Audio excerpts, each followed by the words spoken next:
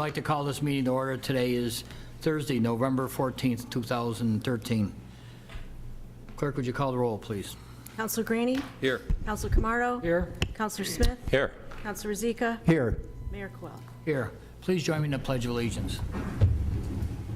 Pledge allegiance to the flag of the United States of America and to the republic for which it stands, one nation, under God, indivisible, liberty and justice for all. You remain standing for a moment of silent prayer. And I ask you to keep in your prayers and your thoughts this evening George Holbert, retired city employee, passed away earlier this week.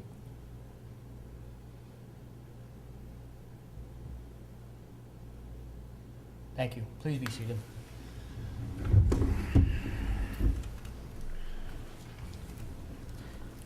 Start out with our public to be heard. Clerk, have you read our rules and regulations? At this time, we will open the public to be heard portion of our council meeting. For anyone interested in speaking before council was asked to state their name, address, and affiliation, if any. Please keep your comments to 3 minutes. And that's all I know. I left my notes in your office. Sorry. Very well. At this time, is there anyone desiring to be heard? Mr. Lattimore, please. Tim Lattimore, 63 South Street, re-elected legislator. I'd like to thank everybody who voted in the last election. I'd like to congratulate the winners, and I'll be back to talk about the other half later. But anyways, I've got to go to a county meeting right now, but I wanted to have a spot on the agenda next week, Mayor, if possible. During the election, there was some information that was put out that I think that needs to be straightened out for the public to know. So if we could give us some time next week, I'd like to talk about a few subjects. And I asked Mr. Selby once about how much landfill covered dirt that we purchase, and maybe this week I can get back to Doug and find out how much that is. All right? Thank you very much. Mr. Lattimore, you know I'm not allowed to debate you, but I would ask that you contact Mr. Selby and give him the outline as to what you're requesting to speak about. Sure. Thank you. Anyone else desiring to be heard?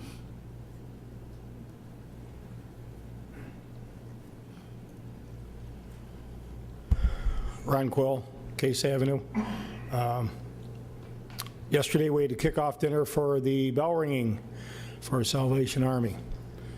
It seems like we're starting a little early this year just because the way where Christmas falls in the middle of the week, it's still going to be about the same. We appreciate anybody as they walk by the kettle, put their nickels, dimes, pennies, dollars, $100 bills, whatever you want to put in.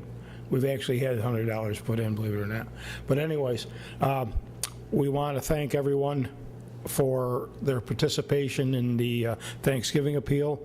We're still looking for turkeys. And like I said, the turkeys we don't use, we end up utilizing them for Christmas, so they don't go to waste. But we do appreciate the turkeys that people give us, and they're used wisely. Thank you. Thank you. Anyone else desiring to be heard? Mr. Davis.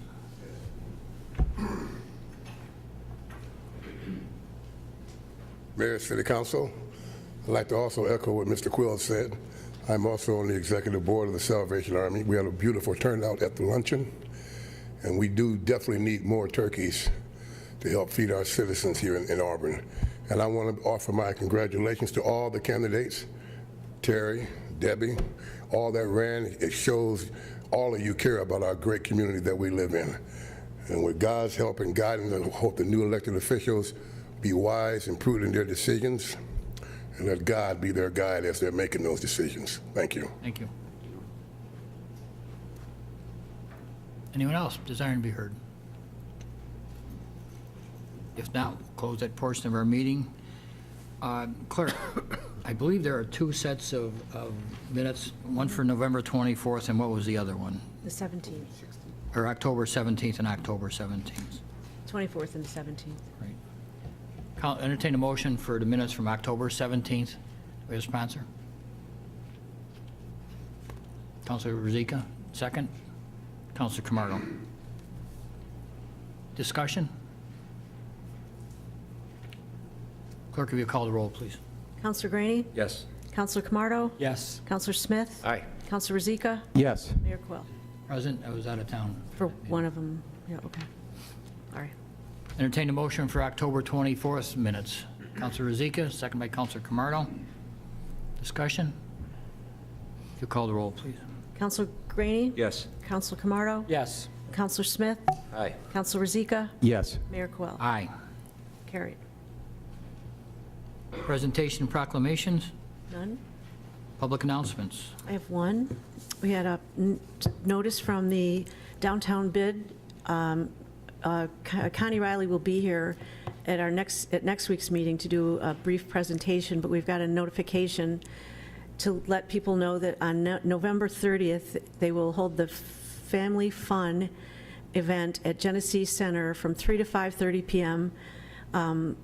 With all the activities for the prior to Christmas events, and including the holiday parade, which starts at 6 p.m., visits with Santa Claus at Genesee Center with the Auburn Civic Band, and the tree lighting at the City Hall tree lighting at 7 p.m. And she will be here to give us more details next week. That's it. Very good, thank you. City Manager's report? I have several items, Mayor.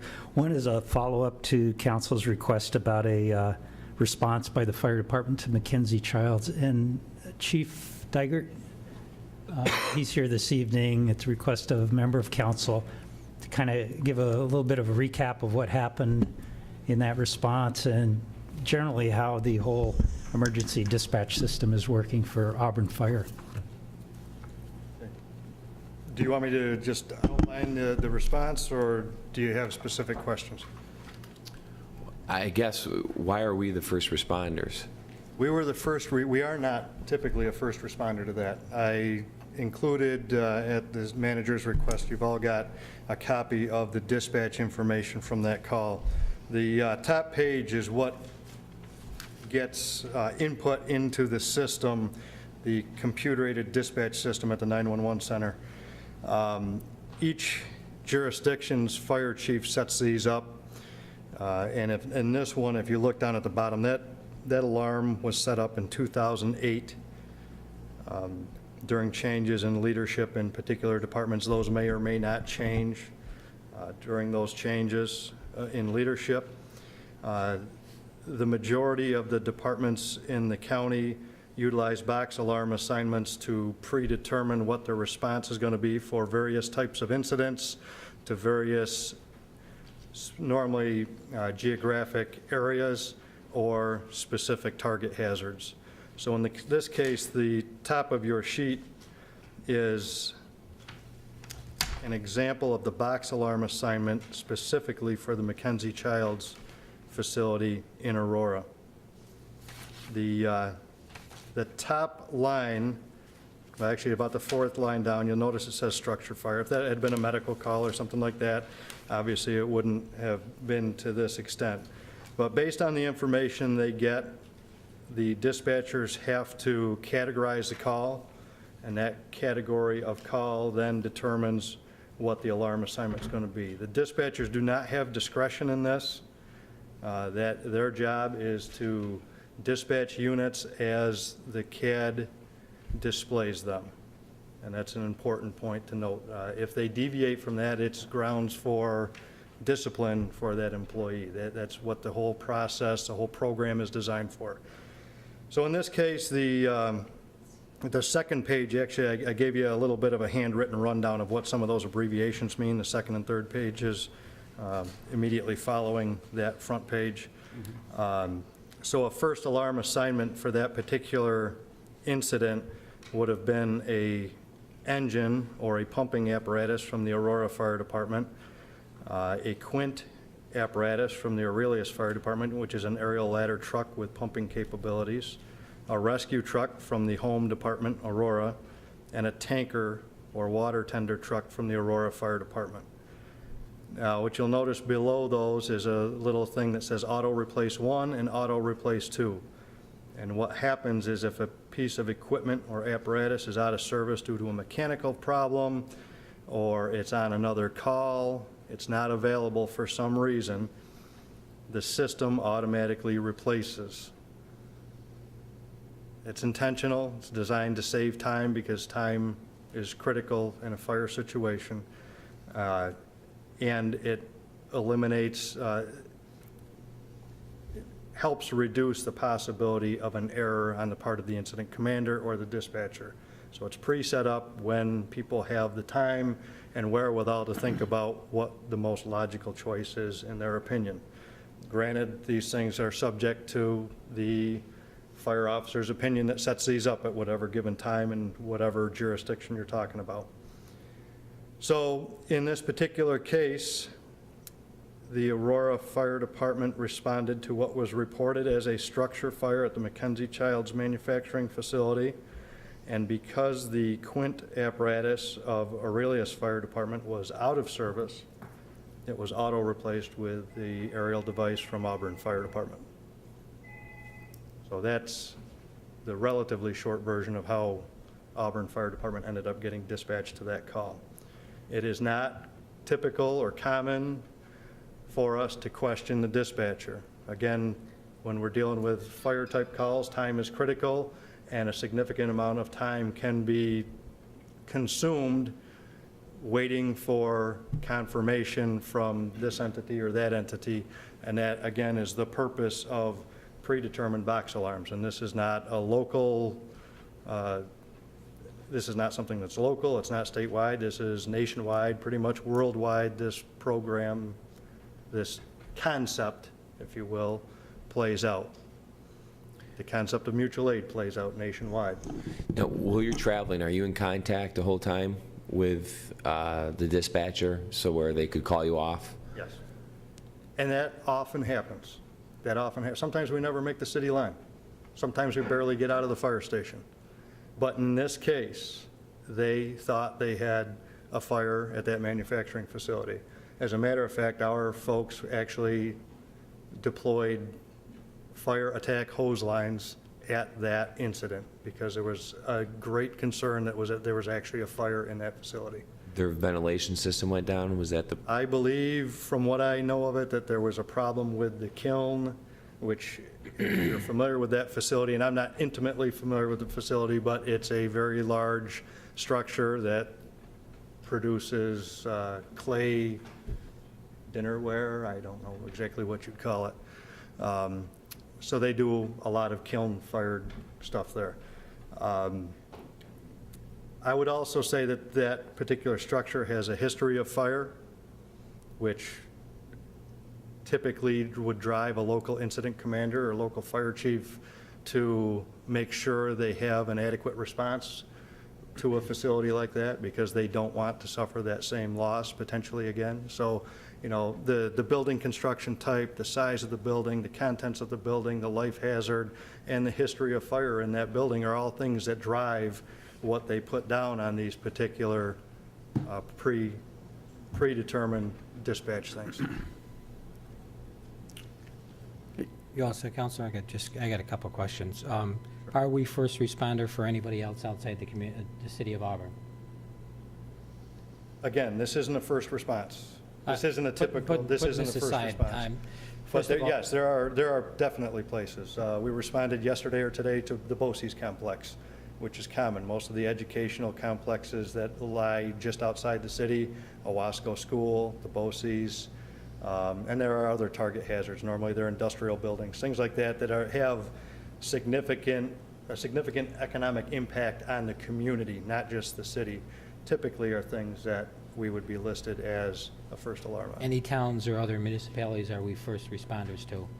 Depending on the type of incident, the Village of Weedsport, Village of Port Byron have us listed as for certain structures or certain areas in their downtown districts. No, I think I talked about this a while ago, and, you know, I want to make it perfectly clear that if there's an emergency situation, I want to make sure that the city is available for any of our services if there's an emergency. But the point I want to make is, how does the city taxpayers get reimbursed for being first responder for an outside community where they don't pay any taxes. Right. They don't pay any fees to the city at all. I know How does we- that justification, I have a tough time following that the city taxpayers spend a lot of money on fire protection in this community, not for outside the city, but inside the city. So, and like I said, if there's an emergency, I have no problem with that. I don't think anybody has a problem with helping out a community or helping out anybody if there's an emergency. But to be first responder, or to be, have all this stuff going on when we're in such a we're having a financial difficulty ourselves, unfortunately, we laid off some firemen and so on and so forth, and we need to watch every penny that we're spending on these different areas. And I really think that we need to start looking, as I said before, if we want to be first responder for another community, we might have to look at, we're going to have to start asking them to charge them a fee. If that's the expectation, and that's something that the city wants to do, if the fire department wants to do that, then we're going to have to start looking at how do we get reimbursed for our costs. There are options out there. I've mentioned those options before about potentially billing the insurance companies of the affected structures, things like that. I will say that it would be poor policy to refuse to first respond, because in my business, in the fire department business, minutes make a huge difference. I'm not So saying not respond. that's the reason for what you refer to as the first response, is to save time. If we wait until somebody gets on the scene and confirms the need for resources and then makes the call, that extends out that time period Let's- and typically makes the situation much worse. Let's back up. I'm looking at it as a financial situation. You're looking at it more of the fire area, emergency area, which I don't have a problem with. The point I'm making, if we're going to be first responders, if that's a decision that we want to move forward with, then we need to recoup our costs. Okay. I don't have the exact figures with me right now. I know you've asked me for the figures in the past, and in the previous 3 years, I believe 1 year we had spent $1,800 in overtime expenses to cover, and the years previous to that, I don't think anything exceeded $5,000 at the most. Yeah, but you're talking about annually. overtime. I'm talking about equipment, wear and tear on the equipment and so on and so forth. All that stuff needs to come into play. And I think that's something that we need to look at. If that's where we want to move forward in, we need to have some discussions on it. But I think that the city needs to get reimbursed for non-emergency situations where we're being first responders to. That's just my thoughts. I don't know if anybody else feels about that. And I have a Doug, who's in charge of the 911 system? The county? Okay, now, that being said, this is a problem because if truly it's a time issue and Aurora couldn't respond, the next closest one that I know of that would be Union Springs.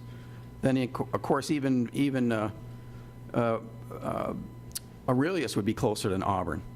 So if it's a matter of time and minutes, you've got other ones that are much more geographically closer than Auburn.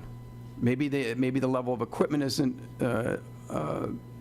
as, I'm going to say, capable. However, it appears to me that the circle or the chain of events should have not listed Auburn as the next in line if the first one on the list here, which I'm assuming is Aurelius, I believe. And again, Counselor, that piece of equipment was out of service. Okay, so then why wouldn't it be Union Springs? They don't have a similar piece of equipment.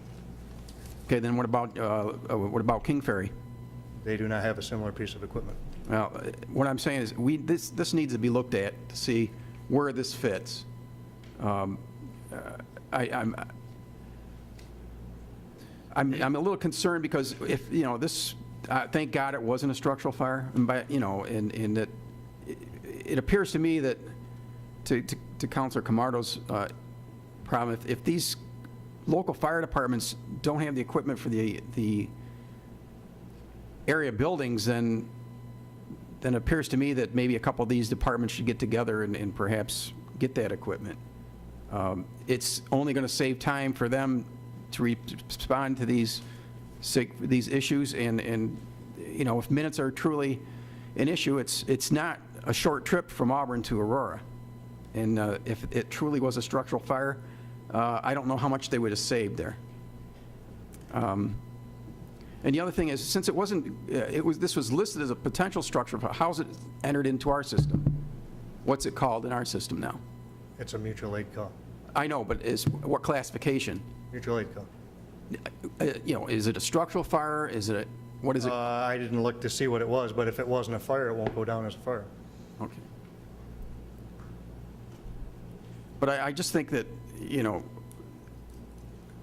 it's great that the city is, I fully support the fact that, we have some very good equipment here, and that maybe potentially the other towns don't have it, or whatever, but everyone's got to understand that there is costs associated to this, and it appears to me that the mutual aid seems to be a one-sided affair right now, or has been for quite some time.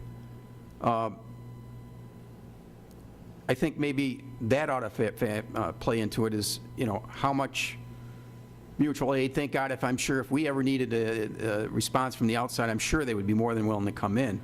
However, since we have the capability here in the city, I don't see it. I have not seen an occurrence as of late where that's happened. So, given the costs on this, Counselor? what's that? Can I respond to that? Sure. Yes, we do receive mutual aid occasionally. I understand that. Most of the time, we can handle things. Within the last year or two, one of our ladder trucks was out of service for quite a long period of time. And during that time, the Aurelius Fire Department was responding in to provide that piece of apparatus. Again, we typically would not go to Aurora. I cannot remember the last time we ever went to Aurora for a fire or a potential fire. It's a structurally significant and financially significant target hazard they were concerned about. We were the nearest aerial device to them. I have no problem professionally with them calling. I understand your economic concerns, but they did what the right thing is as far as fire safety goes and fire suppression goes. They are rewriting that particular one because they didn't realize necessarily right off the bat. So this is getting corrected, is what you're getting corrected. To your other point, or to your other question about the 911 center and whose authority they come under, it is a county department, but this form that you see here is not developed by the county. The county they have input to the extent that they can suggest things. They have no control over the local decision on emergency services. A local fire chief or the local fire commissioners do that. It's referred to as authority having jurisdiction, and the county can't dictate that. They can provide suggestions, but I can tell you from experience that not only in this county, but in many counties, they provide an advisory capacity only. Well, just for the, just so, like I say, it's a done deal. I mean, we did the right thing. I'm sure that they were very grateful, and the happenstance that it was nothing of any great significance as far as the structure goes. But what were the costs associated with that? It was less than $500. Including the overtime? That was the overtime. So that is the overtime cost. It was, I don't have the figure right with me. I know I included it with my response to the city manager, who I believe forwarded it to you, but I'm not sure about that. Not that part. But that's not inclusive cost, though. It's not fuel, no. Fuel wear and tear and so on and so forth. And I understand those things. Believe me, when I stand up here, I understand your concerns. I have many of the same concerns, but I see the other side of this equation also. And a few months back, maybe even a year ago, I shared some information. And some of the things that we get from the county, equipment-wise, in the last several years, we've received over $400,000 worth of equipment from the county.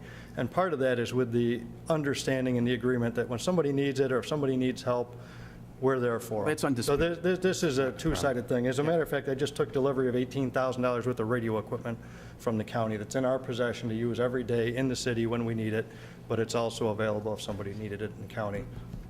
And I have actually several more items coming that are probably equate to about another $15,000 to $20,000. So I'm not blinded to the one side of it where it costs us, but I also have an intimate knowledge of what actually comes through the door because we're part of this mutual aid agreement in the county. Chief, correct me if I'm wrong, it's been a while, but as I recall, fire doubles in size in 1 to 3 minutes, something like that. So Every minute is the isn't it rough every term we minute? use. And I'll pick on Councilor Camardo here for just for a second, but you'll understand why. So a 7-minute response to Port Byron, which would be good time for a fire truck to make it there, how many times, any fire, a wastebasket fire would double into a room, into a building, into adjoining buildings. So that's what the time is a crucial element. They have to get started. They can't wait to see what's going on. Secondly, the city of Auburn is signed into the New York State Mutual Aid System, and that's by council resolution. Council, you're correct. We haven't had a large response from the volunteer fire departments in the last few years, but prior to that, they were a welcome sight and many structures, many blocks that we could have lost. But that's part of the mutual aid system. The chief has the discretion. If he has a full load or whatever, he can legally say, no, we can't respond. But for the city of Auburn, for any other municipality, it's a cheap insurance program to know that there's qualified firefighters coming to assist, so. I just want to respond. I think you missed my point. I think, first of all, I said that if there's an emergency situation, I want to help out anybody. I want to make that perfectly clear, and we would expect the same from other communities. So without a doubt. My point being, if we're going to be first responders, then maybe we need to look at a program where we're going to be reimbursed for our equipment and our manpower that we send to these first responders, if that's the way the city's going to move in that area. So I just want to make sure that I'm being perfectly clear. And I was trying to clarify, look at it this way, Counselor, that in a volunteer fire department, more than likely, the chief is not at the fire station. They're liable to be home, they're liable to be in Auburn, they're liable to be anywhere. So depending on the number of people they have available, it takes a while for that chief or the first officer to arrive at the location. The city of Auburn can be anywhere within 3 minutes still, Chief, I believe? Within the city? Yeah, within approximately 3 minutes. So you have 3 times, you're doubling the size in 3 minutes. So before you have someone in an adjoining town getting to a scene and say, yeah, we've got a big fire, no, we don't need it. So then you had a 7-minute response on top of that, you're 10 minutes into your alarm already. And once the old saying in the fire department, once you start calling for help, it's already too late because it's out of control and you're losing it, so. And I'm not taking you to task, Counselor, I'm just trying to make a point, explain where I'm coming from, and I can't speak for the chief, nor will I, but that's from practical and past experience. We're on another subject too, Doug, and you brought up the subject of radios. I know we still owe the county quite a bit of money for radios that were purchased in the past or purchased for the city. How much is that bill, and how are we moving forward with that? We have paid about $325,000. We still owe about $400,000. And what kind of arrangements is it I've due? made one proposal to the county that we pay $100,000 a year over 4 years. That was rejected, so we're still negotiating. Working on it. So those The idea is some kind of a payment plan. So that radio program cost us about over $700,000. The radio system? Yeah, that was the agreement we executed with the county. Chief, quick question. When that first call came in, how long did it take to get over there? Was it 20 minutes? I'd have to look. I'm looking on the log right now. That's what I'm looking for. Probably a roughly 20-minute drive time.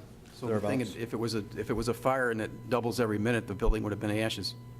Yeah, no question. You're saving a cellar, maybe. That was my point, Counselor, trying to stress what it means. So.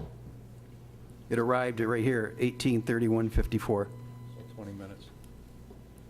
From the initial call. Initial call was, I think it was 1801. 1802. 1802. 29 minutes. Almost 30 minutes. If it was a real fire, there wouldn't be anything left. Possibility for extension, though.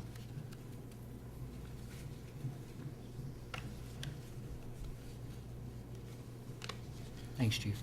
Thanks, Chief. Thank you. Unless Mr. Selby has something. No. What's that? I'd just like to have, I think we should have further conversation on where we're heading with this in the future, though. Well, I think what you heard is the tip of the iceberg as far as fire service protection for the county. You know, it's really a regional operation, the way it operates today, but I think in some ways it really hasn't been organized that way. There's a lot of autonomy and a lot of turf and you know, and Auburn is the most capable department in the county and is often relied on to backstop or even be a primary responder. So I think it's a bigger discussion. Don't you agree, Chief? Absolutely, and it's not a discussion that has been swept under the rug. I mean, this is a constant discussion. I attend county meetings on several different levels. It's a constant discussion. It's a constant battle for fire departments throughout the state, throughout the country, to figure out how to best provide service at the most reasonable cost. But, you know, there's a lot of factors to this whole thing. It's not a very easy decision. If it was, there'd be a lot of folks flying the flag that they've solved the problem, and there's not too many communities that have done that.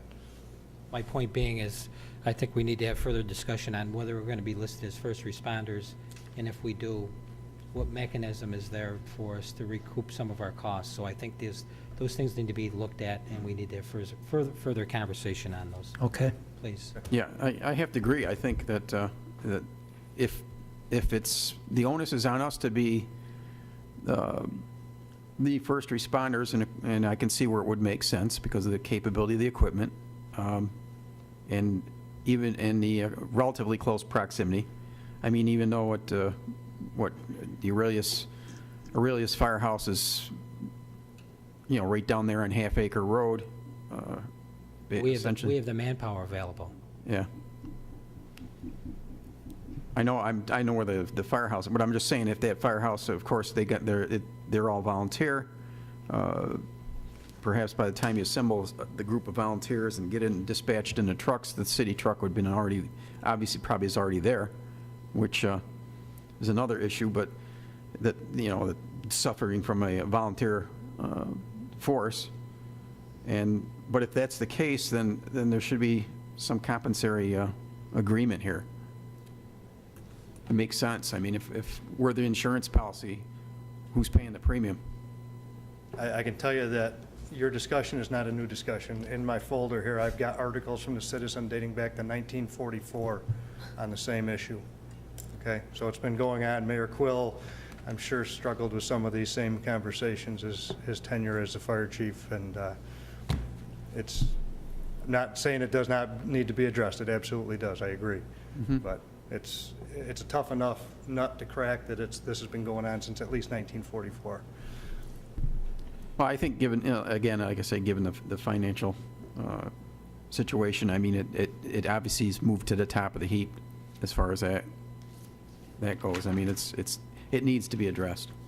Well, I can't remember how long ago it was, but the mayor couldn't make the meeting when the lieutenant governor came in at Lemoyne. So I testified in front of the panel that was there, and I brought up this point. And they asked me, they said, well, what do you think would be the incentive, that carrot, to create districts, a fire district? And I said, well, think about it. If you're in Weedsport, and right now you have a volunteer fire department, and your taxes don't go towards that department, why would you want to go towards a district, a fire district, where you have to pay for a fire department? When right now you have a perfectly fine volunteer fire department, and that's the nut that's difficult to crack right there. You're talking about turf battles, and you know they're very close knit with their volunteer fire departments. There's not that incentive to create that district. So whoever comes up with one should be rewarded, but that's not happening. There's not that incentive for them. Okay. Thank you. Thanks, Chief. Mayor, I've got a couple quick items. We do have a quote from Soil and Water Conservation Service to dredge Hoops Pond. It's $14,000. I talked to Doug Kirst today. He said that would be his estimate of the maximum amount. It's about a 2-week job. It's a lot of money. I know Hoops Park is important, but it's largely an aesthetic issue. So I wanted to bring it before council before we commit to expend that kind of money.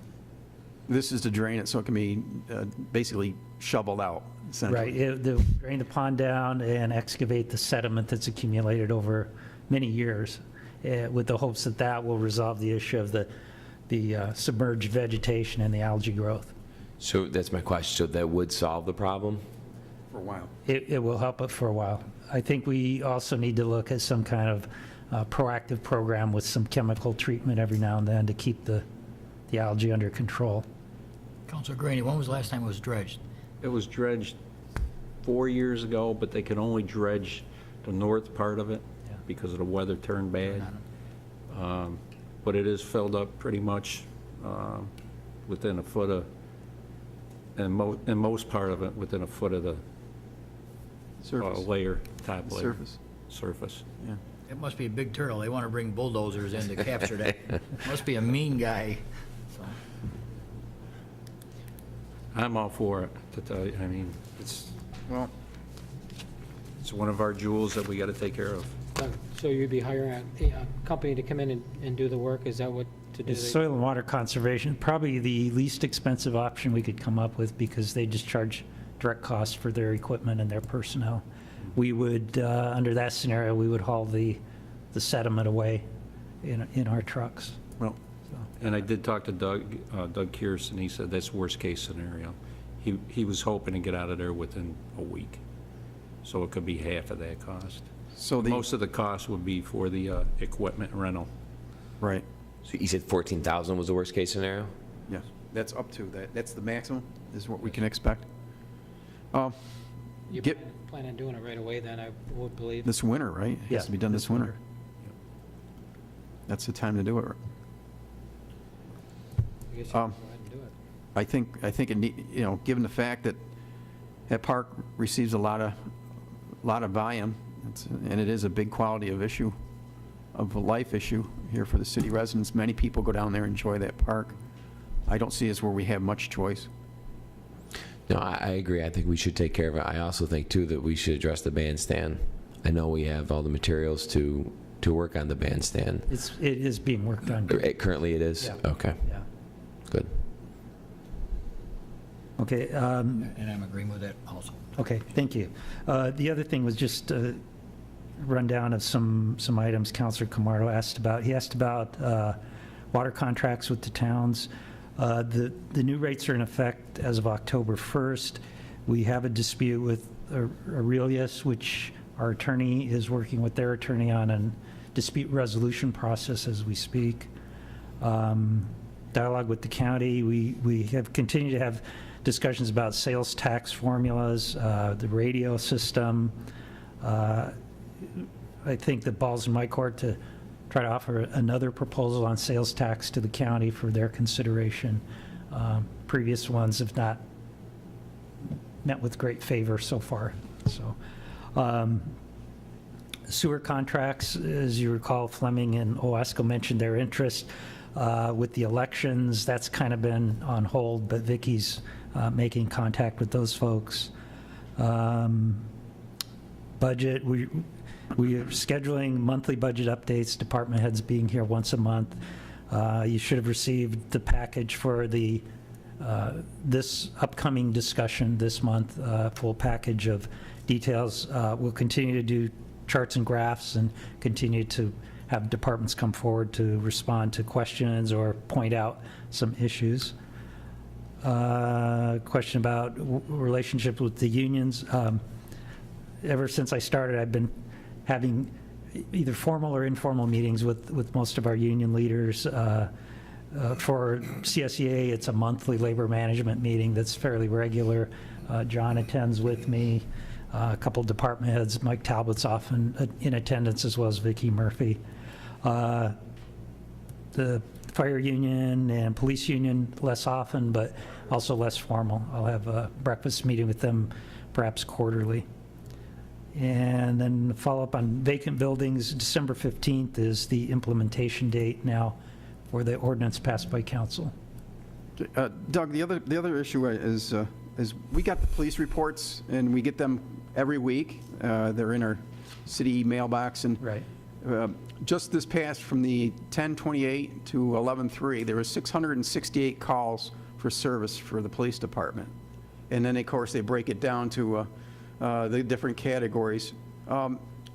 We need something like this for the fire department. We heard you last time, and understand I've been working on it with the chief. So we're taking what, he produces statistics quarterly, and we haven't been graphing them. I like the graphs, and so I'm working with him Well, on until we producing get that. something, I mean, you know, I really think this stuff here should be going into the newspaper, because the taxpayers ought to know what they're getting for their service, what they're paying for here. So, It was always provided in the newspaper, they decided they didn't want to print it. So, yeah, I've seen occasionally, I've seen the, monthly report. I see it in the newspaper occasionally for the police. I've never, ever seen anything in there for the fire. So again, like I say, so that people are aware of the services that are being provided. I think it's very important that we put that in. It only enhances the transparency here. Okay. The only other thing, Mayor, is the Cemetery Commission is meeting next Tuesday at 4 PM here at City Hall. So Now, I had a call from one of the people that have a loved one interned in there, and he talked to me about some of the stones that are in the newer section that are tilted. Some of them were leaning over, some were actually falling. He suggested that if we don't have a policy of what type of foundation or footer should be in those stones, that there should be something put in. He went through an elaborate construction process for his own, and it was his daughter, their stone for his loved one. And I went there, and his stone is standing like the day it was placed, and I did notice other ones in the area leaning. A couple were over. It's not the way the deceased should be respected. I know it's maintenance on our part to perpetual maintenance to set those stones and right them. But it seems to me if it's a faulty foundation or footer under the stone itself, you can continually right them, and it's just going to happen again every frost. I'll add that to our discussion with the Cemetery Commission on Tuesday. Yeah, I think there needs to be a policy. In fact, if need be, some of the stones that are chronically tipping over, rather than having us constantly set them up, maybe should look at maybe putting a better pad underneath them or something as part of the perpetual care. I don't know how else to handle it. I mean, it's going to be an expense that really I don't know really how fair to put it back to someone whose family member died a number of years ago and say, now what do you do? Ask them to say, well, you got to come back and replant your stone. I don't know. I don't know how to handle it, but I think that at least the point going forward, they should make an assurance that there's a substantial or adequate foundation or footer for these stones, so that the maintenance of righting them isn't going to be burdensome. Okay. Has the city ever explored selling that Selling what? The cemetery? Soul Cemetery? I have to look into it through the state, I think. No Yeah, one really has. I don't know. Who would you sell it to? Well, I don't know. I'm sure, no matter what's for sale, there's always a buyer for it. But, I don't necessarily want to give it up, but it maybe in this day and time, this may be the way to go. Well, it's not contiguous with the city property No, boundary, no. that's for sure. Might know. I don't know who would be, I mean, it's obviously not appealing to any kind of developer, that's for sure. Well, no. I do have some experience in that, so I can look into it if the council's interested. I think they come out the wrong way. Experience with a cemetery. I have sold a cemetery before. Councilor Greenie. In response to Peter, I know St. Joe's has rules and regulations on headstones. Yes.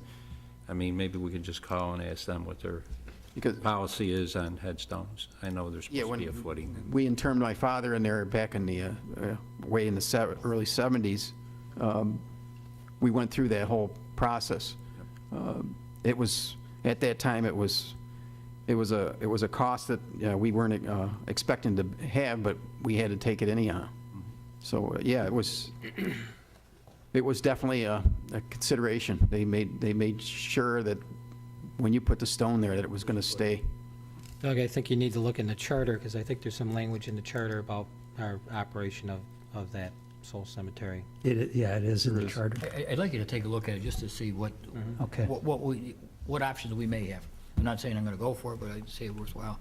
Counselor Rozika and Counselor Camardo, Smith, and Graney, when I first started on the fire department, on the grounds of Soul Cemetery, there was a caretaker's home, and it caught fire, and the Auburn Fire Department had to respond out there because it was City of Auburn property.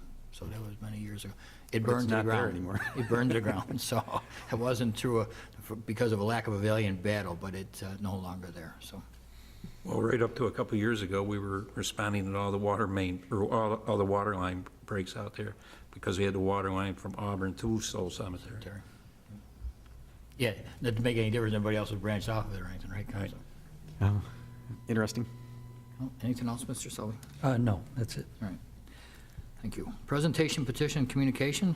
None? Seeker resolutions? Ordinances? Council Resolution Number 129 of 2013, changing date of council meeting due to the Thanksgiving holiday. Do we have a sponsor? Councilor Camardo, seconded by Councilor Rozika. Excuse me. Council Resolution Number 129 of 2013, changing a meeting date, by Councilor Camardo, seconded by Councilor Rozika.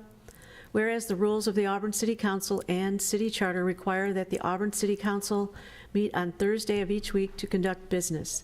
And whereas a meeting scheduled for the last Thursday in November, namely November 28th, is Thanksgiving, and whereas in the interest of the citizens of the City of Auburn and convenience of all parties, the Auburn City Council desires to reschedule the meeting for the last week of November 2013 from Thursday, November 28th to Tuesday, November 26th, said meeting to be held at the usual time of 6 p.m. And whereas the subsequent meetings of the City Council shall return to the Thursday of each week thereafter at the usual time of 6 p.m. Now therefore be it resolved that the Auburn City Council does hereby move the Auburn City Council meeting scheduled for Thursday, November 28th at 6 p.m. to Tuesday, November 26th at 6 p.m., and that all subsequent meetings thereafter shall be on Thursday of each unless modified by subsequent council resolution, and the clerk is hereby requested to notify the public of the change in the meeting date as set forth herein. Discussion? Clerk, if you call the roll. Councilor Graney? Yes. Councilor Camardo? Yes. Councilor Smith? Aye. Councilor Rozika? Yes. Mayor Quill? Aye. Carried. Local laws? None. Table legislation? None? Other business? Mr. Talbot? Mr. Selby, you want to give a lead-in, or are you going? Yeah, I'll just give a quick lead-in. Mike Talbot's here, as well as Scott Emerson. We've worked up some cost scenarios based upon our discussions with council a week ago, 2 weeks ago, and we want to present those this evening, get some input, see if there's some refinements you want, and see if we can move forward. There's a certain degree of uncertainty, as we change rates. We may lose some customers. Others may accept them and continue to bring waste in. So what we present this evening is basically, I think, our best guess at what the market will bear and what could make us, economically stable at the landfill. And I would preface whatever we do here with, we can try something, evaluate it in 6 months. If we need to adjust rates or practices, we can do it at that point. So, Mike? Mike, I'm sorry, before you begin, do you know how much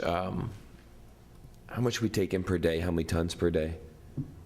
Roughly? What are we, 200 per day? Okay, thank you. I'm sorry, Mike, go ahead. we're permitted for 650 tons a day. We can't exceed that, which, over the years, we've come close a couple times, but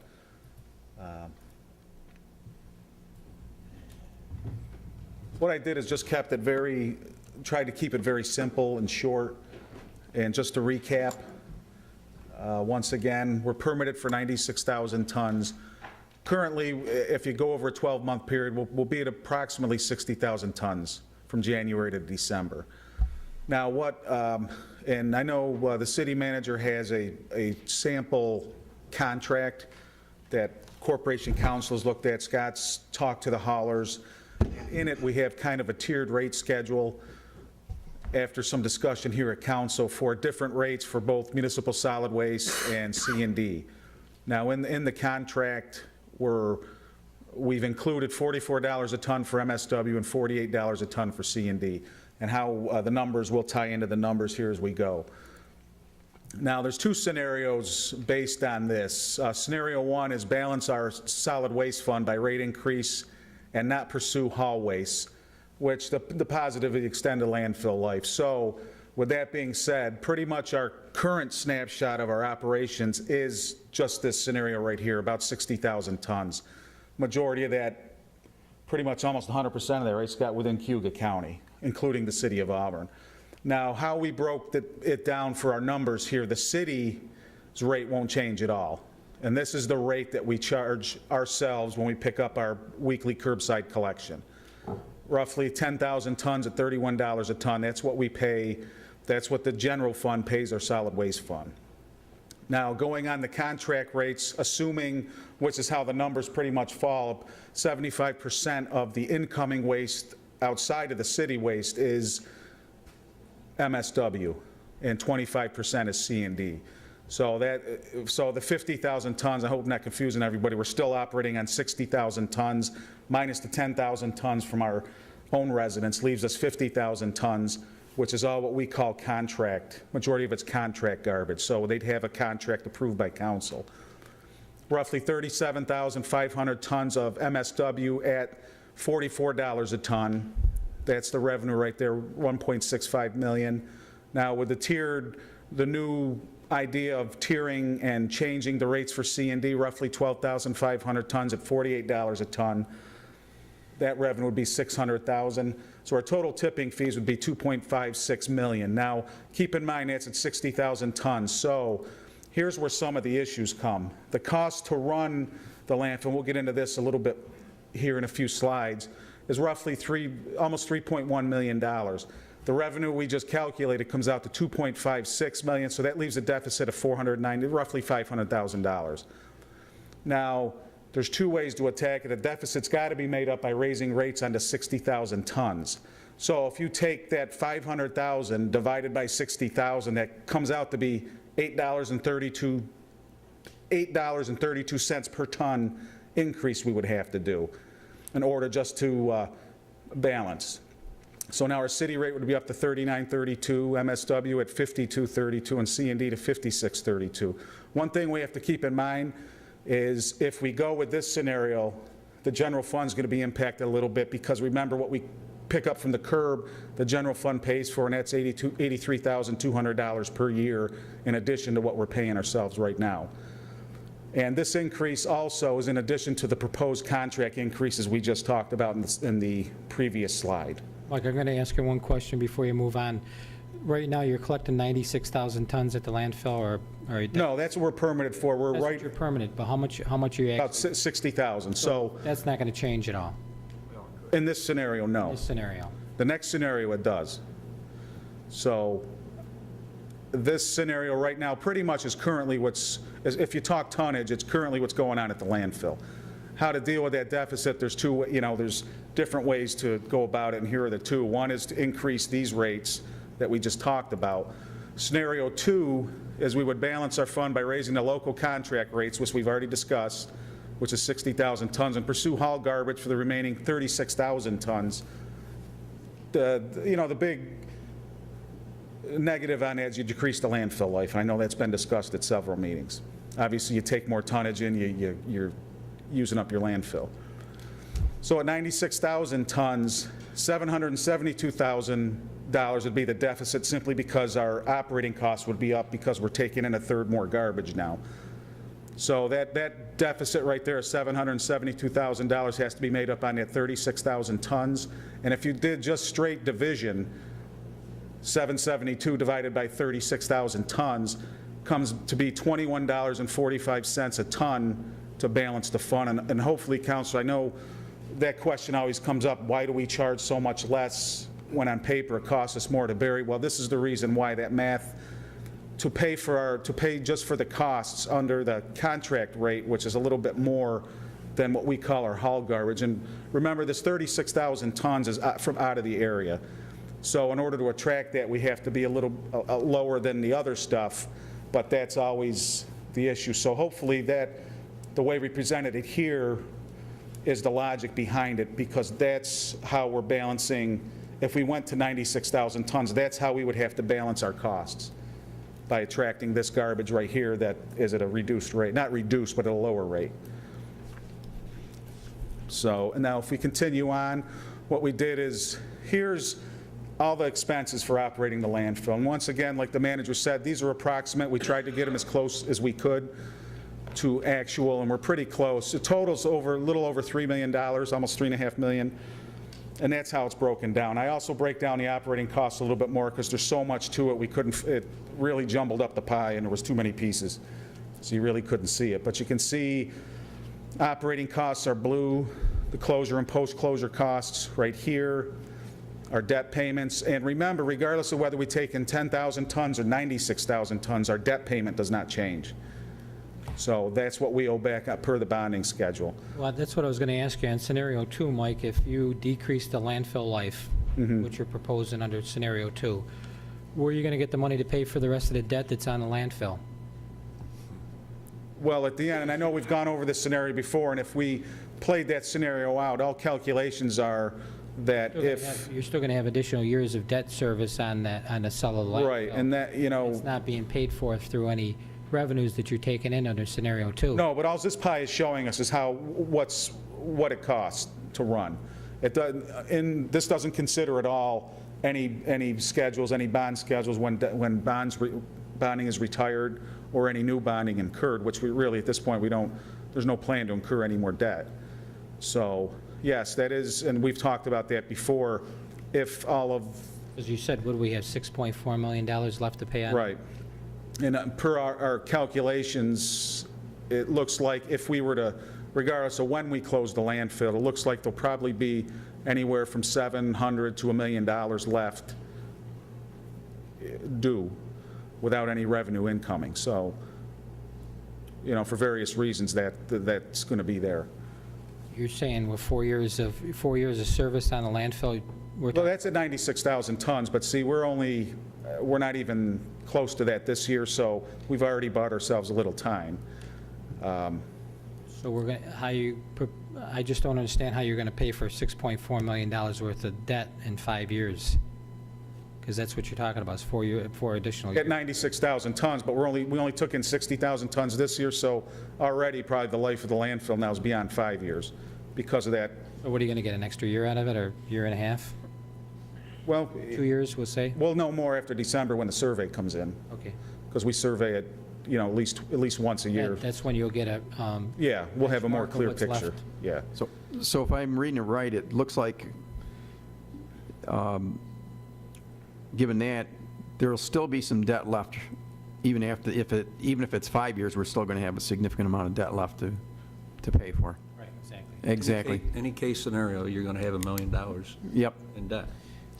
Mike, before we permitted up to 96,000 tons, what was the limit? Well, it started at 63. When I first got involved, it was 63,000. Then it went to 76,000. Then it went to 96,000 tons. So when we first took office, it was what? I know that's when they jumped it to 96. That's when they balanced the budget on increasing tonnage. I was going through, as soon as the election results came in, my wife handed me garbage bags. So I was going through a lot of old papers, and she didn't waste any time. But anyway, I was going through some of the same conversations that we're having now, and the issues were, the debate at the time was increasing the tonnage to 96,000, which I was adamantly against. Now, Mike, looking at other landfills, and I know it's not apples to apples, like Madison County landfill, they take in 300 tons a day at $65 a ton. Ontario has, let's see, 3,000 tons a day at $28 to $32 a ton for local waste. And looking at what some of the customer input and reactions to our potential roll-off increases, some of them said, or most of them said, that they would understand some type of an increase. I don't know if you've had any personal conversations with them. They mentioned that Camillus was at $40 to $50 a ton for C&D, and we've talked about that sweet number, that sweet spot number. If you were to throw a number out right now, what would that be for an out of county rate? If you took our expenses and divided it by 96,000 tons, okay, that comes out to be $32 and change per ton. That would be great if we could have that much tonnage. Everyone would only pay $32. Obviously, that doesn't happen because, you know, this isn't the most populated area. So, I guess it would be great to have everyone right now in probably the mid-40s, which I know Scott's been running point for the city on really, you know, talking to the haulers and hearing their, and it's been, they all expect a rate increase. I don't think anyone can argue with that. And they like our landfill, we like their business. So the sweet spot, really, it can change by the day. Obviously, a sweet spot, that'd be great if we could get $60 a ton out of everybody. I don't think we're there yet. What are you charging them now, Mike, just so we know, because I haven't seen. Majority of the contracts are $39 a ton, but there's no differentiation between MSW and C&D. So we don't have anybody at 22 that we originally started off with, correct? That was that haul garbage, and if you go back a couple slides and do the math, that's right where that balance to break even at the landfill, that 36,000 tons, it's $21 and something cents. So if we had any hauler to commit that much tonnage and they paid $22 a ton, we'd be breaking even after even paying the general fund and other things. So nobody's paying that right now because we have. What you're saying is $22 a ton with additional tonnage would break you even. Yeah. Even you're figuring it out that the actual cost is 39. Right. So if we raise the non-county rate, I don't follow how that. Mike, if we raised the non-county rate, and then at the same time, we limited the out-of-county garbage that we take in to, let's say, 25% of the current tonnage. So if we raise the rate and we cut the amount by 75%, and so I'm just thinking here, if we take less trash, which would equate to less covered dirt, wouldn't we save costs of dirt and gain space because of the lower amounts of dirt that we're putting in the landfill? So yes, we're probably losing some, we are going to lose some revenue, but we're also going to gain more space. You're going to extend the life of the landfill. You're extending the life of the landfill. Remember this pie chart right here? Yep. Because what I'm breaking down in the next pie is that 839,000. Yep. So assume that the rest of that pie is going to remain the same. This, when we reduce our tonnage, this is what we can try to work on. Okay. Because, you know, our labor costs, there's only, you know, included in that is about 7.5 people in that 400,000. That's all that really work at the landfill. And this, remember, refuse collection's a different entity. This is all that maintains that campus and greets the customers, takes in the garbage, buries it, scales them out, receives money. That's our labor. Operating supplies, that's where your cover dirt comes in, anything like that. Services, surveying, engineering, equipment repair, things like that. Training, and this is right out of the budget. Training's only $1,000, and what that is, the DEC has a workshop about every other year for waste management. Postage, that's $5,000. That's for the streamline. That's what that is, paid out of this group here. and roughly $90,000 in fuel. So reducing the tonnage, you know, we can reduce our fuel consumption, you reduce some of our operating supplies, and we can reduce probably some of our services. But unfortunately, if you go back to the other pie chart, those pieces don't get any smaller. Mike, explain the covered dirt. Every day you got to cover it with. Every day we have to cover with 6 So inches if you're of only soil. putting in so much trash, you're still putting 6 inches of covered dirt. Right. Only on a smaller face, and I know it came up earlier, I just asked Scott, and, you know, fortunately, we've had to purchase very little cover dirt in the last year simply because we have enough stockpiled. So, and I think if we remember back too, when the manager presented each different fund, I think we spent almost $1 million less than what was budgeted last year, if I'm correct, Doug. I'm trying to go back. I remember, I think it was about $870,000 or $880,000. So, you know, that's a good testament to Scott and the staff down there of really watching our pennies. Mike, can you give me a number, how much covered dirt we do actually put in over a year? I don't have, yeah, we can get that. I don't That'll tell you off the top of my head. What we're putting in the landfill. What's that? That'll tell you how much dirt you're putting in the landfill. Right. You got a record of that. Yeah, I don't have it in front of me, but we do have a record of it. Mike, at 96,000 tons a year, what would be the life expectancy if we're maxed out? Well, at the end of last year, which was calendar year 2012, it was, I think it was about 4 years and 8 or 9 months. 4, 8? So if we're taking in approximately 60,000 every year right now, for every 2 years, we are gaining a year? Just about, yeah. Just about. So we're you know, the last 2 years, we only hit 60, so we're picking up another year, so now we're out to 4 or 5.89. Yeah, and like I said, we'll know more Approximately. after, you know, another 6 or 7 weeks when we have it surveyed. But regardless of you know, extending it out because of the amount, eventually, we're going to see it spike up because we're going to have no space. So we either pay now or we pay later.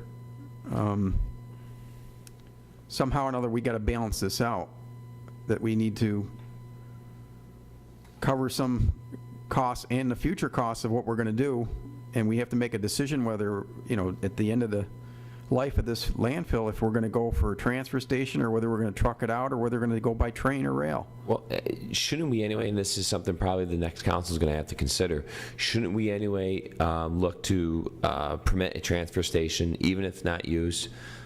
I mean, that's probably going to cost, what, $300,000? Yeah, it costs money, but I don't see any problem with pursuing a permit for a transfer station. And the permit station will be a one-time deal.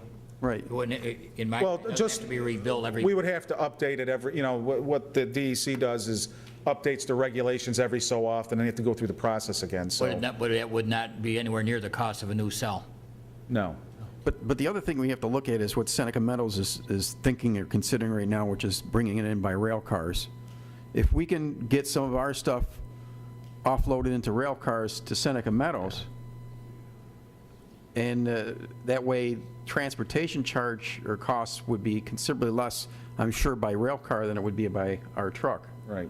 To piggyback on that too, I think that should be one area to explore. Also, looking to have conversations with other landfills about a rate. Yeah, we need to approach this, the sooner we get our head out of the sand and say, yes, we're going to have a problem, and start taking some steps to fix it, the better off we're going to be. I mean, now's the time to plan.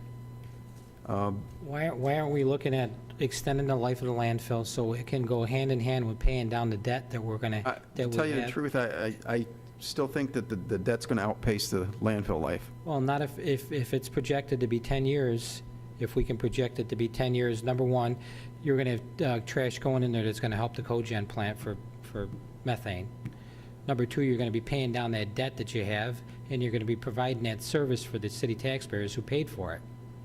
If we start looking to build a transfer station, you got that additional cost, plus you still have the cost of the landfill. So you got both costs going hand in hand. By extending the life out a little bit, you can start paying down that debt service and maintain the services to the taxpayers of this community.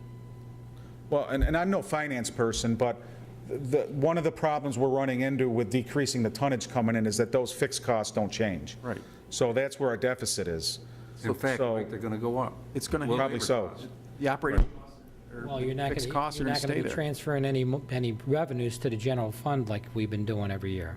So that's going to probably even. Right, every scenario, and it's been larger numbers in years past, like I know Counselor Smith brought it up, when we initially increased the tonnage rate.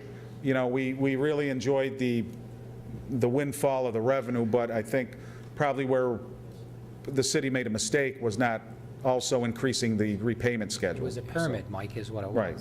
So now it's, it has to be addressed. Now's the time to address it, but I think it's very simple. I think we can all pretty much agree that by the time, if we were to decide to build a new cell, you're talking probably $10 million. That's a lot of money.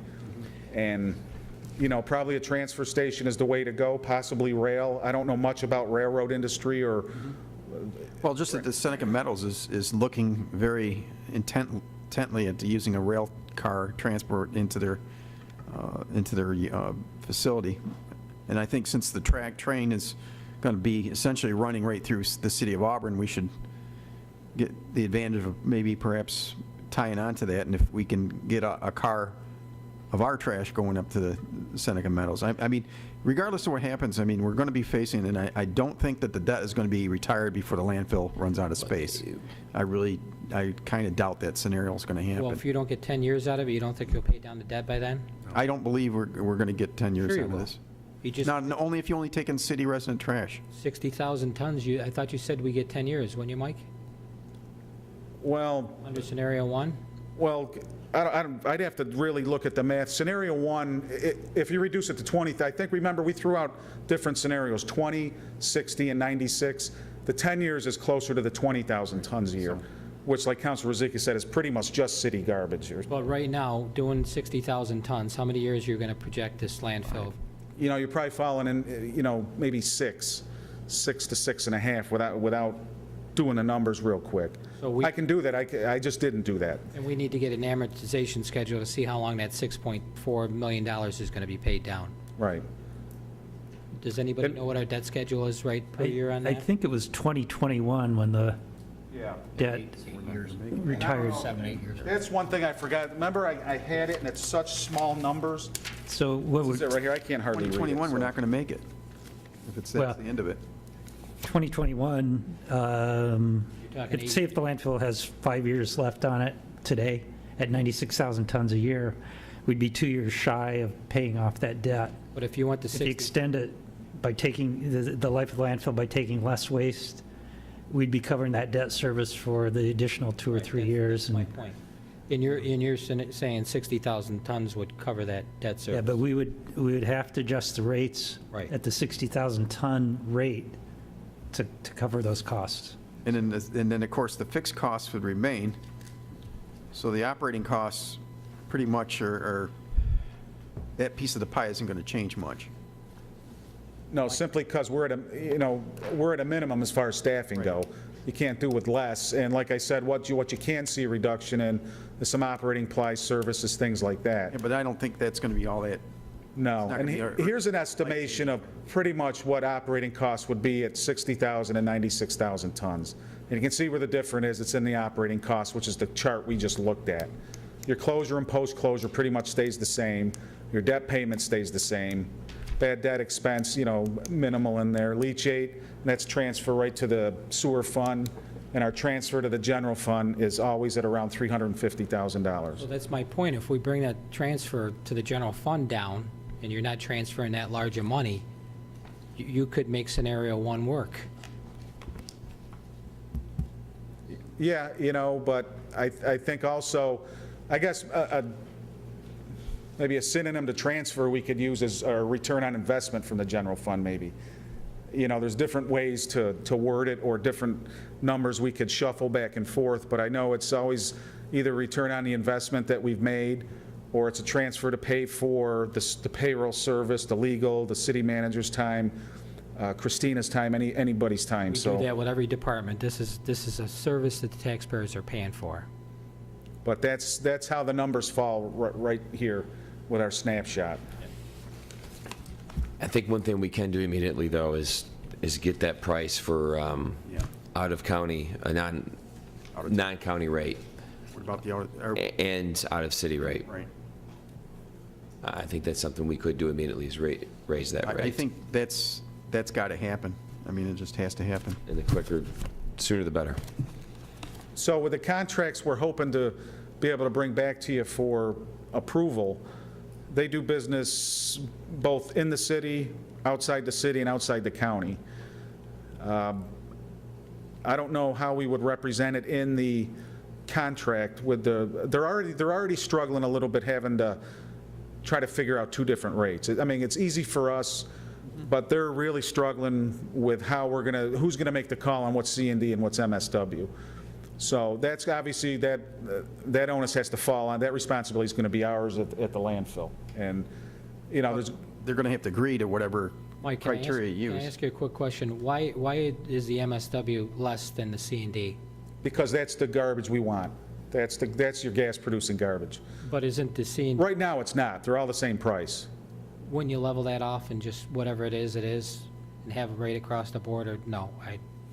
Well, it's one rate right now, and I thought council wanted to investigate charging two separate rates, one for MSW to try to get it more in. I didn't know where you were going with these two numbers, is my point. I'd like to get the C&D out of our landfill. So why wouldn't you charge more than $4 a ton difference, though, is my point? You have to handle it different. Why isn't that different? Needs You know, another if you're cell. looking to move it out, why wouldn't it be a bigger? We could put any number, but Councilor Graney brought it up. We put a number on there, all the C&D will disappear, along with the revenue that's associated with it. If you don't want the C&D, is that something that you're, and if somebody brings it down there, you're going to be charging a premium for it, correct?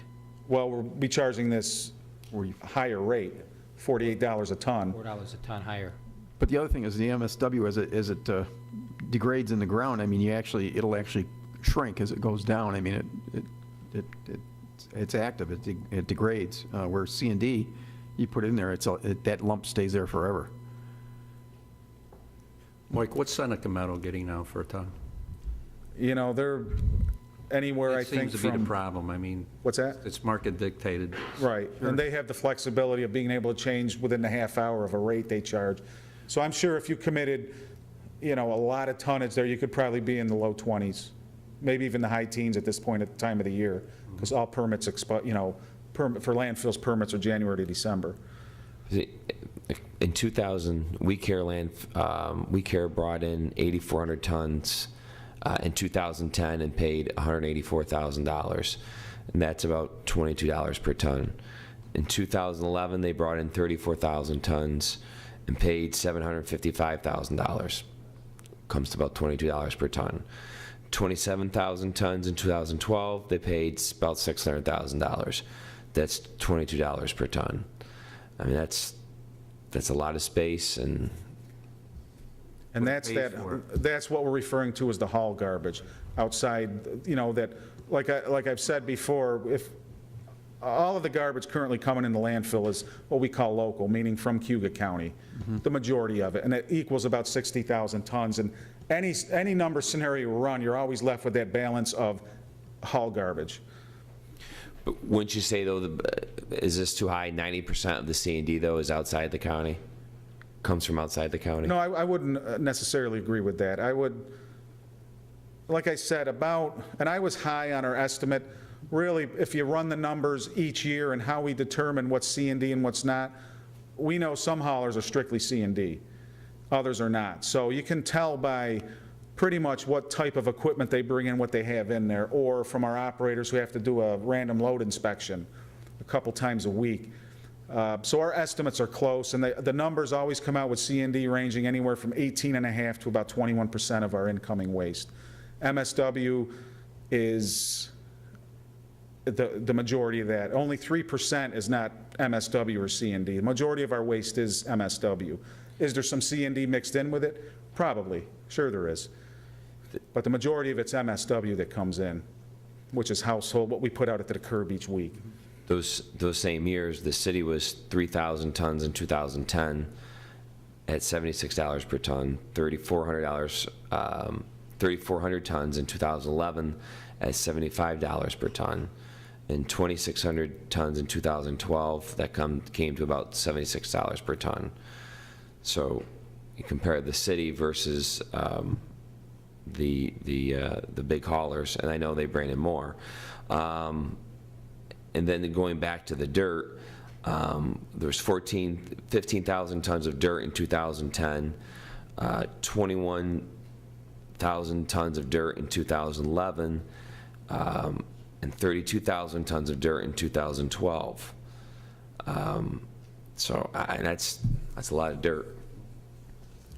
But now, just because it's purchased or coming in as alternate daily cover, it's stockpiled also.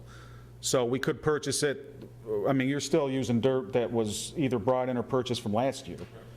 So I know it's probably mostly accurate, but sometimes when the year they were paid can be a little misleading, because that is one thing we're allowed to stockpile, not garbage, but dirt. So if we get a lot of alternate daily cover, which comes in, or if, obviously we're using less dirt now also because as the landfill's coming out of the ground, initially when we opened up cell 4, you had 10 acres that you had to cover with at least 6 inches. So, you know, you use more when your footprint is large and it comes out like a trapezoid, and you use less as your, you know, your surface area gets decreased. So it goes, it can go up and down.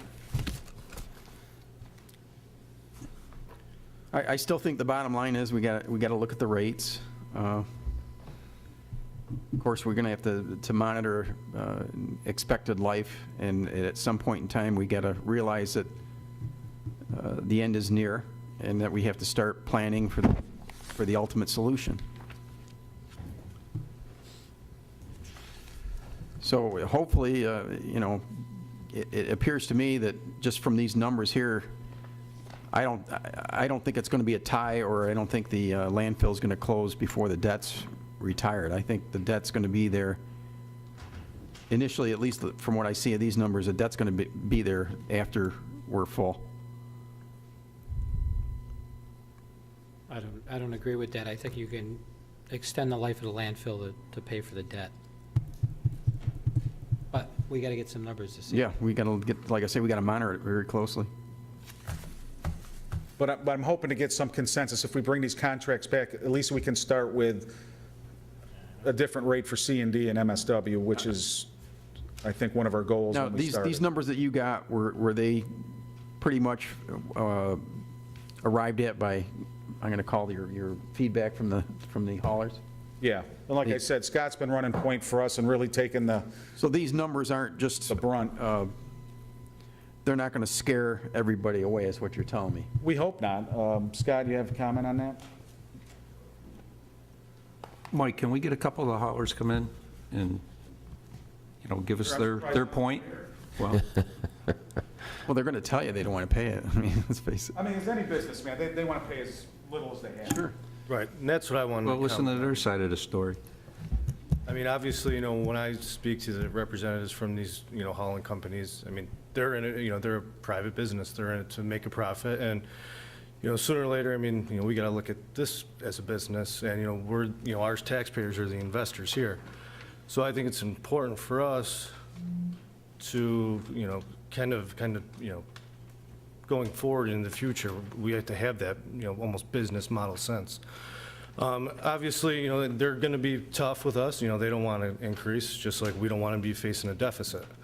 I'm sure they're going to want to, you know, sit down for some sort of negotiation to get the best rate possible for them. But ultimately, from the people that I've talked to, they understand it. And a lot of them have said, you know, it's just like your taxes. You know, you don't want a big increase all at once, but you're willing to chip in a little bit here and there. So that's kind of where the general consensus was. So again, like I'm asking, my question that I'm asking, Scott, is the 44 ton per ton for the MSW and the 48 ton for the C&D, you don't feel is unreasonable at this point? I don't, and especially, I mean, like you said, when Matt said about comparing it to other landfills, I mean, you know, with the exception of Seneca Meadows, which obviously, you know, it's not comparing to apples with our operation, but if you look at, you know, other landfills in the area, it's pretty comparable.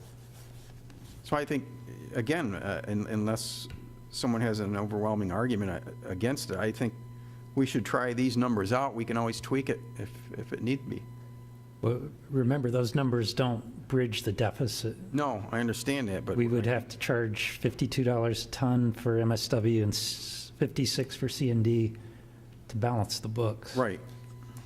That was We the- could maybe play with those numbers and drop MSW and make up the difference on C&D if you want to try to drive That's where I was going drive to the go. market more towards MSW. I was going to say $53 a ton.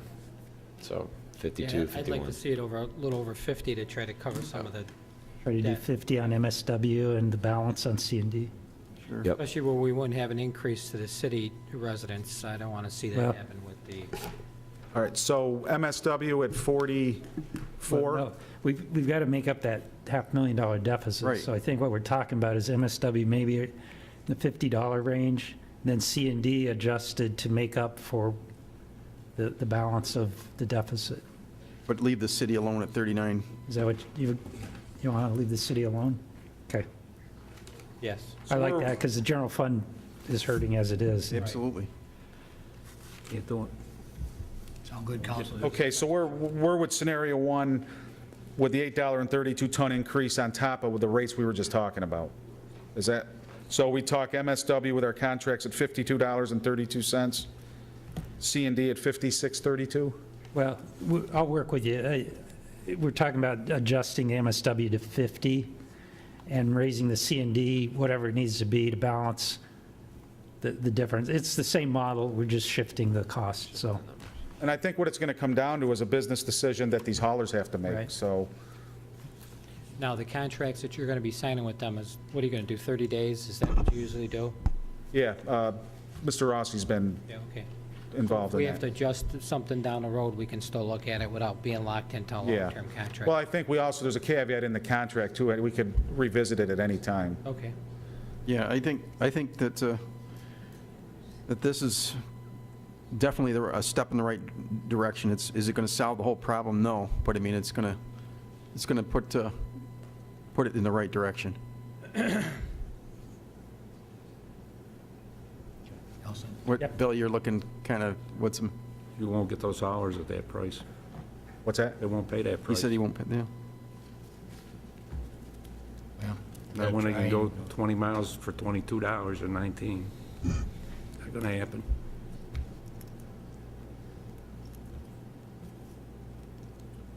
Gotta try. If it doesn't work, we have to redirect. Yeah, if it doesn't work, we'll have to adjust it. I mean,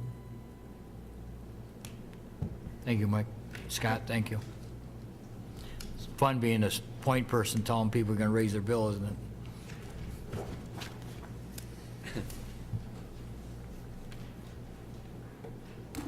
Counsel, anything else on our other business? yeah, one point, and this again arrived in our city inbox. It's from a resident. So I just received notice that my water meter will be replaced at the city's cost by a company from New Jersey. I'm very upset that a company from New Jersey is being paid to do the work here for the city. I love New Jersey, but I'm sure that there is a local company who can do the same job. When so many Albernians need jobs, why wouldn't a local company be hired? These are the kind of decisions that just don't make sense. Says I urge the city to cancel this contract or figure a way that local people can be hired, or perhaps that the person who made this decision should be counseled about making good decisions in order to keep his or her job. Whether it's school pictures, school instruments, or any contracts or purchases by a public entity, please consider hiring locally. Perhaps locally isn't the cheapest, but surely is less expensive in the long run by circulating the money back into community. Doug, if this is the part of that contract that we had, if you can kind of answer the mail on this a little bit, explain it. Right. We are not retaining that particular contractor. We have a contract with Exactly. Wendell, and it's their subcontractor that's doing this work, and it's based upon them getting the most favorable price from them and their experience with that contractor. So, yeah, I agree. It would be ideal, we do as much as we can with Auburnians and Auburn businesses, but in this case, we don't really control that subcontractor. Right, so what I wanted to do is make this point clear, that this is really kind of out of our control, that this is a subcontracted company to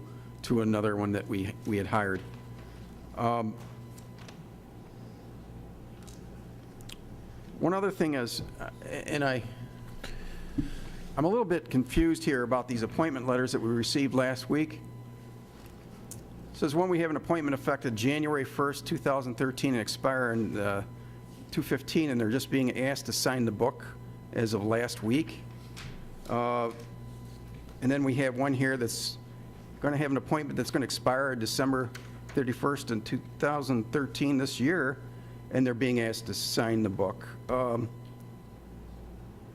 me, this is a little bit on the odd side. What's going on here? What, I'm talking about these letters from I'll Mr. speak. Sam. which committees, Counselor? This is for the planning board? Yep, those are the mayor's appointment. Okay, so why is it that, Our secretary went to half-time. We have no way of tracking all these appointments. When they're brought to our attention, we do our best to bring them up to speed. so how does that affect the legality of decisions made by that department, or by that planning board? Doesn't, they're holdovers. Okay. So basically, we're just sweeping a broom here, is that what I'm gathering? Clean up the loose ends? Correct. Okay. I just wanted some kind of clarification there. The other thing is, Doug, I mentioned this to you in passing about the sales tax information that I got off the, from the Department of Taxation and Finance about the period ending from July to September, comparison to year. And one of the questions I had is, what is Geneva doing that they went up 174.41% change for that time period? If they're doing that well, we should be studying them, because Auburn went up 5.45%, but again, it's a statewide trend that, I mean, I can go down here. Newburgh went up to 16.89%. New Rochelle went up 7.73%. So this is not unusual for anyone in the state. There's some that are above and there's some that are below, but Geneva really seems to have done exceptional as far as their performance. Of course, the small town of Sherrill has increased their share by almost 250%. So I think we ought to find out what they did. Was it a tax formula change? Is it some kind of misreporting? Or are they doing something really exceptionally well? Counselor, you brought it to my attention. I haven't had time to contact Geneva, but I did look at the numbers, and it's a relatively small dollar amount. It's a big percentage, but a very small dollar amount. But I mean, this is how it's being reported. I mean, even if you look at even you know, I mean, you got a little town of Sherrill. I mean, they had a big increase. And then you look at even Rome, which has been an area that's been somewhat in distress in the past, and they're up, you know, 6.17. Norwich, which had some issues there, is now at 20.03. I mean, so these guys that had these big surgences of this sales tax, we really should be seeing what they're doing correct here, what we're doing. The closest one here I could see is Utica, or is actually Rome, is fairly close to us. I mean, within, well, actually Oneida is at almost 7.5%. So we got to find out what they're doing and what they're doing right. It'd be just as interesting seeing what happened to them in the last few years, Counselor. I understand that, but if you look at the percent change as you go across this cumulative flow, they're up 11.12%. So, I mean, these things are fairly significant numbers that show something that I think it's worth study. Who knows? We could be missing an opportunity here if we don't look at it. Just saying that's what I'm getting right here, and this is from the state office. I mean, you know, obviously this data is as valid as it can probably get. I'm just wondering if there's something that we're missing here. We'll continue to look into it. There could be issues of whether they are in a preemption status or not. That's why you know, some counties have a higher than normal sales tax levy. Right. So And so I wonder if it's a formula issue, if it's a preemptive status change, or is it something that somehow they hit a right combination? It's like I say, it bears some study here. Counselor Smith. Okay, yes. Next week, the CON is going to be on the certificate of need. We have a resolution for next week. Preparing that now. Okay, thank you. And I've done so privately. I'd like to congratulate both Debbie publicly and Terry publicly for your wins. And anything I can do to help in your preparation, please feel free to let me know. But congratulate both of you on a very well-run campaign. So congratulations, and 7 weeks you'll take the pleasure of being a public servant. That's all I have. Very good. Counselor Green, you good? Counselor Camardo? Council, at your desk, this will be very brief. This morning, Mr. Selby and myself attended the CETA meeting, Cuba Economic Development Agency. They are working on a budget with Cuba County, which helps to basically underwrites them. They had asked for approximately $300,000. Ways and Means Committee is trying to drop that considerably. I'd like to be able, with your permission, to send a letter to the County Ways and Means Committee to try to keep this at the funding level requested by CETA. We've been through it tonight. Times are tough, but economic development is our salvation for all of us. So it doesn't mean that the Ways and Means Committee will vote for it or against it, but I'd like them to know that we are in favor of CETA and being able for them to operate as best they can. So just, I don't believe we need a resolution or anything, Mr. Rossi, but if I have a consensus from council, I'll be glad to sign this and send it out. So, and if you're not in favor of it, tell me.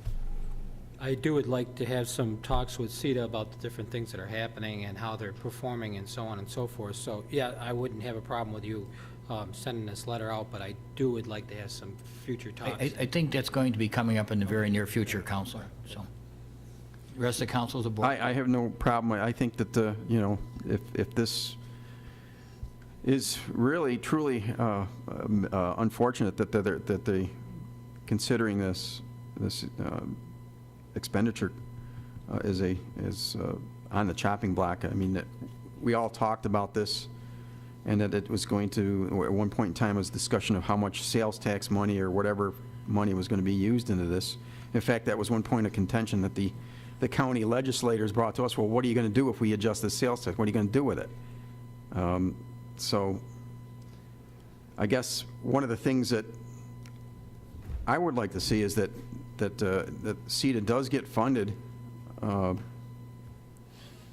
However, obviously, we don't have the final say, but Absolutely.